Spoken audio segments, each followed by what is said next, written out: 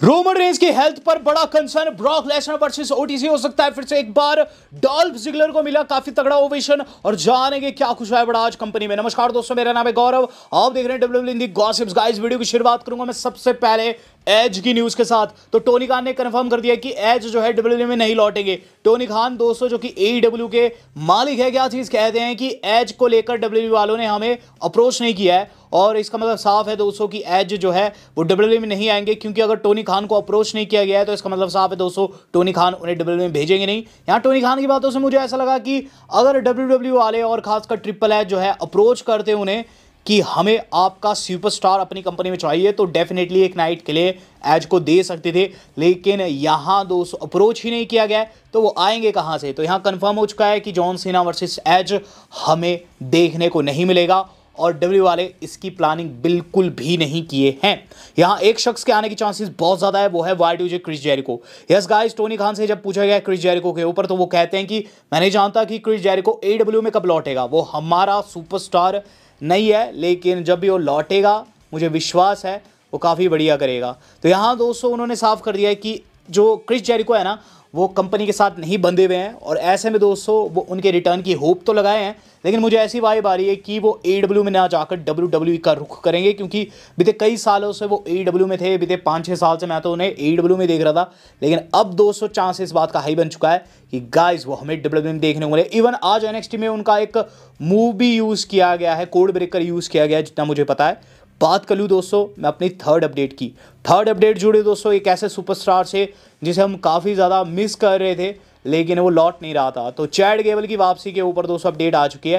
As per PW insider, Chad Gable is expected to be at the performance center this week to work on his in ring return. यानी कि guys वो in ring return को performance center में आ चुके हैं। आपको बता दूं जो भी सुपरस्टार ठीक होता है इंजरी से वो पहले परफॉर्मेंस सेंटर में जाता है और वहाँ वो खुद को ठीक करता है, जो रिंग रस्ट रहता है उसे ठीक करता है, फिर दोस्तों रॉ या फिर स्मैकडाउन में आता है। क्योंकि दोस्तों इस वक्त उनकी जो चेली है मैक्सिम डुप्री वो चैंपियन बन चुकी है, तो यहाँ दोस्तों चैड गेबल के रिटर्न के चांसेस भी काफ़ी ज़्यादा हाई है।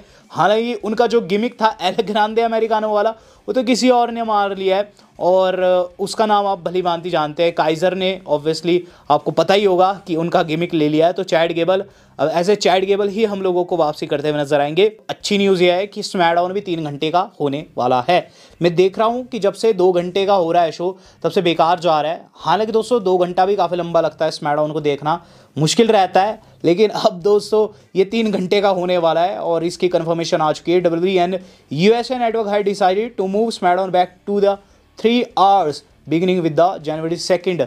2 जनवरी से आप लोगों को जो स्मैकडाउन है, यानी कि अगले साल से जो स्मैकडाउन है दोस्तों आप लोगों को वो भी 3 घंटे का ही देखने को मिलेगा। मंडे नाइट रॉ के जैसे दोस्तों आपको भी 3 घंटे तक बैठे रहना पड़ेगा नेटफ्लिक्स के सामने। और गाइस यहाँ अब स्मैकडाउन भी लेंथी रहेगा, तो कहीं ना कहीं मुझे ऐसा लगता है कि क्वालिटी भी बढ़ेगी।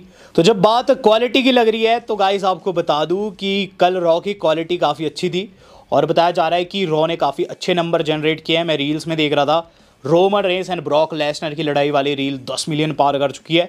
इसके अलावा दोस्तों जो पिछले हफ्ते की रॉ थी ना उसके स्टैट भी सामने आए हैं और बताया जा रहा है दोस्तों कि हाईएस्ट US रैंकिंग शो रहा है और इसने 9 अदर एपिसोड्स के साथ टाई किया है लास्ट मंडे नाइट रॉ, जहां दोस्तों जॉन सीना ने डॉम का तख्ता पलट किया था।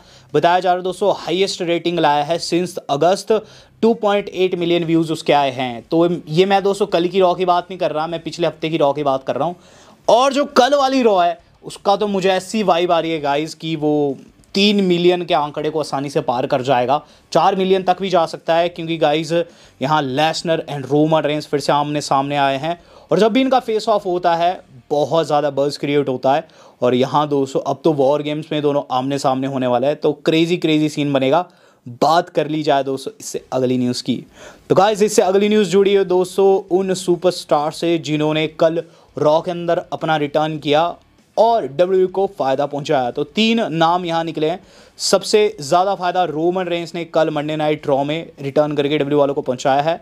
जी हाँ दोस्तों, OTC 1 के 850 पीसीस बिक चुके हैं बीते 24 घंटे में। OTC 1 ट्राइबल चीफ कलेक्शन में से 850 पीसीस माना बहुत ज़्यादा फ़ायदा पहुंचा है और $35 के आसपास दोस्तों जो टी शर्ट है वो है, तो आप इसे कन्वर्ट कर सकते हैं। इतनी महंगी टी शर्ट दोस्तों बिक रही है अमेरिका में। देन एजे ली का बता दूं, एजे ली ने भी खासा फ़ायदा पहुंचाया। एजे ली ने 160 पीसीस जो है योर फेवरेट रेसलर जो है, जो उनकी टी शर्ट है उसके बिकवाए भी थे 24 घंटे में।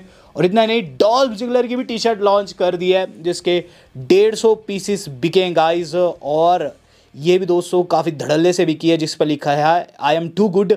तो गाइज डॉल्फ जिगलर का भी मुझे लग रहा है अब कि उनका रिटर्न हो चुका है, प्रॉपर रिटर्न हो चुका है और आगे वो रेसल करते हुए नजर आएंगे, क्योंकि उनकी टी शर्ट भी दोस्तों यहाँ लॉन्च कर दी डब्ल्यू वालों ने, जिसके दोस्तों 150 पीसेस बिके हैं। तो इन तीनों ने दोस्तों डब्ल्यू को कल बहुत ज़्यादा फ़ायदा पहुँचाया है और अभी आगे रॉ में कंटिन्यू करेंगे। And AJ Lee and Roman का तो 100% चांस है दोस्तों कि हमें वॉर गेम्स में देखने को मिलेंगे। बात कर ली जाए दोस्तों इस अगली न्यूज़ की, तो गाइज इससे अगली न्यूज़ जुड़ी हुई है हमारे अपने CM Punk and Roman Reigns की कॉन्वर्सेशन से। तो इनके बीच में क्या कॉन्वर्सेशन हुई, चलिए डिस्कस कर लेते हैं। तो कल वाली वीडियो में, शाम वाली वीडियो में मैंने बताया था इनका फेस ऑफ हुआ है, कुछ इन्होंने खुशफुस किया है, लेकिन गाइज डब्ल्यू वालों ने इसे बाकायदा ऑडियो के साथ में अपलोड कर दिया है। और इसके अंदर दोस्तों सीएम पंक क्या कहते हैं रोमन रेंस को, वो मैं आपको बता देता हूँ।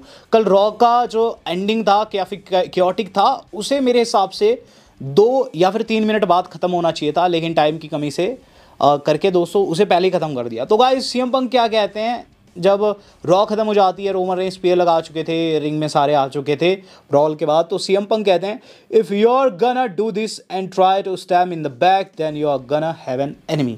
यानी कि अगर तुम वैसे ही करना चाहते हो जैसे कि तुमने पास्ट में किया है और मुझे धोखा देना चाहते हो, तो तुम्हारे सामने तुम्हारा दुश्मन खड़ा है। रोमन रेंस रिस्पॉन्स में क्या कहते हैं, I don't stab in the back, I don't have to, I will look you in the eyes and put that knife in your heart. यानी कि अगर मुझे धोखा देना हुआ, अगर छुरा घोंपना भी हुआ तुझे, तो मैं तेरी पीठ पर नहीं घोंपूंगा, पीछे से वार नहीं करूंगा, मैं तुझसे आंखें मिलाऊंगा और फिर तेरे हृदय में ये छुरा डाल दूंगा। तो गाइस यहाँ साफ सी बात है कि रोमन रेंस कह रहे हैं कि वो धोखा नहीं देने वाले हैं। रोमन रेंस ने साफ कर दिया बिट्रे नहीं करेंगे इस पर्टिकुलर बैटल में जो कि वॉर गेम्स में होने वाली है। और अगर उन्हें कुछ एक्शन लेना पड़ा तो गाइज वो सामने से लेंगे, वो पीछे से अटैक नहीं करने वाले सीएम पंक के ऊपर। तो गाइज इन दोनों के बीच जो है काफ़ी कहा सुनी हुई है और डब्ल्यू वालों ने जो उसका कैप्शन डाला है वो भी काफ़ी अतरंगी सा डाला है कि इन्हें इसके ऊपर काम करना होगा। तो वाकई में दोस्तों इन्हें अपनी टीम के ऊपर काम करना होगा। हालांकि देखा जाए तो कोडी, पंक एंड रोमन काफ़ी ओवर पावर टीम है, बट इनके बीच में समन्वय, सिंक्रोनाइजेशन भी होनी चाहिए। दूसरे छोर पर देखेंगे तो ब्रॉक लेसनर के सामने सारे झुक जाएंगे, ब्रॉक लेसनर की बात सभी मानेंगे, लेकिन यहाँ 3 बड़े सुपरस्टार है, ना ही रोमन कोडी की सुनने वाले, ना ही कोडी रोमन की सुनने वाले, और रही बात सीएम पंक तो किसी की नहीं सुनते। तो यहाँ देखना होगा दोस्तों कि इनकी टीम में वैसा समन्वय रहता भी है या फिर नहीं। बात कर ली जाए दोस्तों आज की अपनी सेकंड लास्ट न्यूज़ की, तो गाइस सेकंड लास्ट न्यूज़ जो आज की हमारी जुड़ी हुई है वो जुड़े हुए है दोस्तों Roman Reigns versus Brock Lesnar से। पर गाइस सबसे पहले आपको मैं बता दूं कि Roman Reigns and Brock Lesnar को अगली मंडे नाइट रॉ के लिए डब्ल्यूडब्ल्यूई ने कंफर्म कर दिया है। अभी मैंने डब्ल्यूडब्ल्यूई की वेबसाइट चेकआउट मारी, जिसके अंदर दोस्तों अगले हफ्ते जो रॉ के सुपरस्टार रहेंगे, जो रॉ रोस्टर रहेगा ना, उसमें ब्रॉक लेसनर को भी एडवर्टाइज किया जा रहा है एंड रोमन रेंस को भी। यानी कि जैसे कि धमाके हमने इस बारी की रॉ में देखे थे ना, वैसे दोस्तों अगले हफ्ते की रॉ में दोस्तों हम लोगों को एक्शन देखने को मिलेगा। इस हफ्ते तो रोमन रेंस ने सुपरमैन पंच मारा है, लेकिन देखना होगा कि इसका बदला लेसनर अगले हफ्ते की रॉ में कैसे लेते हैं। तो चूंकि दोस्तों इस पर्टिकुलर फेस ऑफ से डब्ल्यूडब्ल्यूई को काफ़ी ज़्यादा फायदा पहुंचा है, अब डिमांड की जा रही है कि इस पर्टिकुलर मैच को डब्ल्यूडब्ल्यूई वाले फिर से बनाएं। तो ये मैच दोस्तों इससे पहले 6 बारी हो चुका है, जितना मुझे पता है। यहाँ आपको बता दूं कि 4 बारी रोमन रेंस जीते हैं, 2 बारी ब्रॉक लेसनर की जीत हुई है इन 6 मैचेस में। और अगर ये 7वीं बारी होता है, ऑब्वियसली हर बारी के जैसे सुपर हिट ही होगा, क्योंकि अब रोमन रेंस भी ब्रॉक के जितने लेवल के सुपरस्टार बन चुके हैं। मुझे याद आता है एक टाइम था कि रोमन रेंस रुकी थे, नए नए डब्ल्यूडब्ल्यूई में आ रखे थे, ब्रॉक लेसनर की फाइट्स ने उन्हें चमकाया और धीरे धीरे करके दोस्तों आज रोमन रेंस उनके लेवल के सुपरस्टार बन चुके हैं कि रिंग में देखने को मिल रहा है कि लेसनर खड़े हैं, रोमन आ रहे हैं, लोग पागल हो रहे हैं। तो अब ये दोनों लेवल के सुपरस्टार बन चुके हैं और फैंस कह रहे हैं कि इनका मैच जो है अगले साल की रेसलमेनिया में बनना चाहिए। अगर देखा जाए तो बिना टाइटल के भी ये काफ़ी तगड़ा मैच है। और गाइज अगर इनके स्टैट्स पर नज़र डालें तो जब जब इनका फेस ऑफ हुआ है डब्ल्यूडब्ल्यूई को फ़ायदा ही पहुंचा है। और यहाँ दोस्तों वॉर गेम्स में एक दूसरे को फेस करेंगे पहली बार, वो भी अपनी अपनी टीम के साथ में। तो देखना होगा क्या कुछ इसका रिजल्ट आता है। अब देखते हैं डब्ल्यू वाले इसको बनाते हैं या फिर नहीं, लेकिन चांसेस काफ़ी ज़्यादा बन रहे हैं कि हमें जल्द लेसनर वर्सेस ओटीसी 1 देखने को मिलेगा। बात कर ली जाए दोस्तों अब उस मिस्ट्री की जो कि रोमन रेंज से जुड़ी है। रोमन रेंज ने कल एक स्लीव पहन रखा था, आपने देखा होगा दोस्तों, उनके हाथ का टैटू नहीं दिख रहा था क्योंकि वो स्लीव पहन कर आ रखे थे। वेल इसके ऊपर बहुत से लोगों ने कहा कि शायद से वो अपना टैटू छिपा रहे हैं, बहुत से लोगों ने कहा कि बस यूं ही लगा कर आ गए। लेकिन गाइज यहाँ इस पर एक जवाब दिया है एक एक्सपीरियंस्ड महिला ने, जिसको दोस्तों इसके साथ एक्सपीरियंस है। तो वो क्या लिखती है कि ये जो सिचुएशन है ये है लिम्फेडेमा। लिम्फेडेमा जो है एक कंडीशन है जो कि कैंसर के बाद उत्पन्न होती है। इसमें अक्सर ऐसा होता है कि आपको हाथ पर बहुत ज़्यादा खुजली होती है, और चूंकि रोमन रेंज को पास में ल्यूकीमिया कैंसर रह चुका है, तो उन्हें दोस्तों ये एक तरीके की कंडीशन पैदा हो चुकी है और ये उपचार के बाद पैदा होती है। ऐसे में दोस्तों उनके अकॉर्डिंग, इस यूज़र के अकॉर्डिंग, ये जो फ्लूइड रिटेंशन है ये भी उनमें से एक ही है। और ये जो सो कॉल्ड रोमन रेंज के हाथ पर स्लीव का होना है, ये साफ बता रहे हैं कि रोमन रेंज जो है अभी भी इस कंडीशन से जूझ रहे हैं। माना दोस्तों ने बार बार हाथों में खुजली होती है जस्ट बिकॉज दोस्तों उन्होंने कीमो ले रखा है पास्ट में कैंसर के लिए, और ये उसकी एक कंडीशन है जो कि हाथ में खुजली पैदा करती है, इसीलिए वो स्लीव पहन कर आ रखे थे। और इसीलिए दोस्तों उन्होंने कल हम लोगों को अपना टैटू नहीं दिखाया जो इनकी बाह के ऊपर है। तो यहाँ साफ साफ ये है बात कि रोमन रेंज 100% नहीं है, लेकिन स्टिल फैंस की डिमांड के चलते और इस पर्टिकुलर मैच की एंटीसिपेशन के लिए दोस्तों वो लौटे हैं। तो सैल्यूट है दोस्तों रोमन रेंज के प्यार को जो कि रेसलिंग को करते हैं। बहुत से लोग कहते हैं कि वो छुट्टी पर रहते हैं, लेकिन वो भी दोस्तों मजबूरी एक, क्योंकि अब पहले जैसा उनका शरीर काम नहीं करता है। ल्यूकेमिया के बाद से बहुत सी चीज़ें चेंज हुई है। तो यहाँ दोस्तों रोमन रेंज जो है 100% नहीं है, लेकिन स्टिल वॉर गेम्स में उतरेंगे। देखते हैं क्या कुछ रहता है, कौन सा सुपरस्टार यहाँ विजय रहता है, किसकी टीम जीतती है। आपको क्या लगेगा दोस्तों, क्या लग रहा है एक्चुअल में कि किसकी टीम जीतेगी? Do let me know in the comment box. Well दोस्तों आज तक के लिए इतना ही, धन्यवाद, शुभ बखैर।